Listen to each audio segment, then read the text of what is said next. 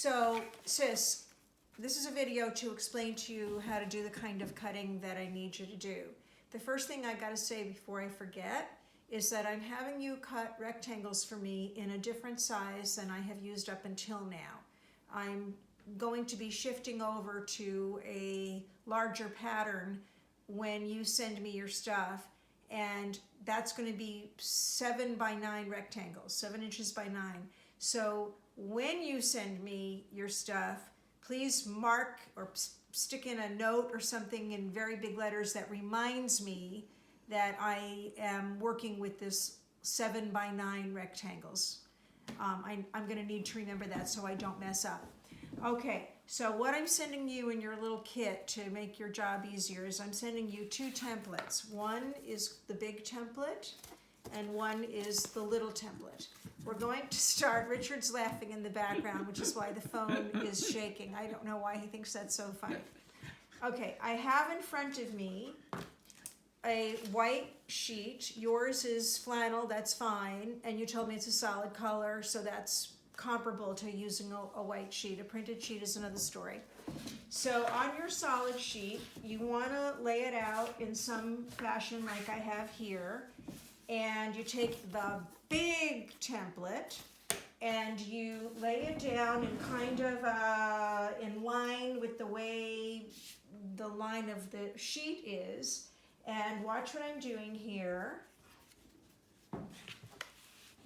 I'm going to simply trace, I have a black Sharpie here, and very gently I'm tracing along my 7 by 9 big template.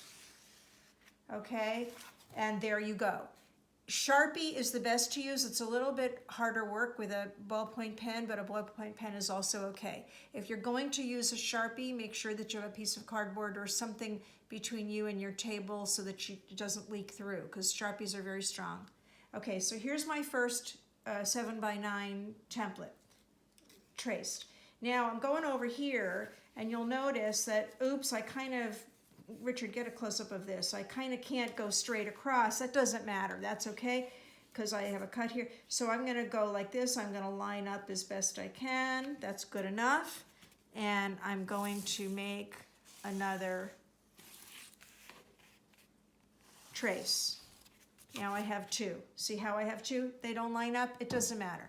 One would think that you could continue on through this whole piece of sheet and that you would always have a perfect line like this, but for some reason it just doesn't work that way. Sometimes you'll find that, I'm going to sort of manufacture a problem here. Sometimes you'll see that it looks like this. Richard, get a close-up of this, and that you have to trace all the way all 4 around and that it doesn't share a perfect line.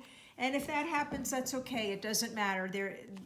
There could be a little bit of difference because of the way the fabric is at times, and it doesn't matter because you're going to end up cutting later along these Sharpie lines and all will be well. The thing to remember is that you want to more or less have your template either going like this along the way with the sheet or like this. This is the way the threads are that make up the sheet.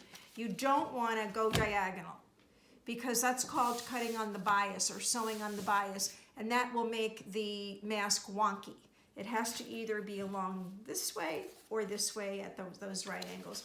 So you just keep going until you use up as much of the fabric as you can, and then you're not yet going to cut.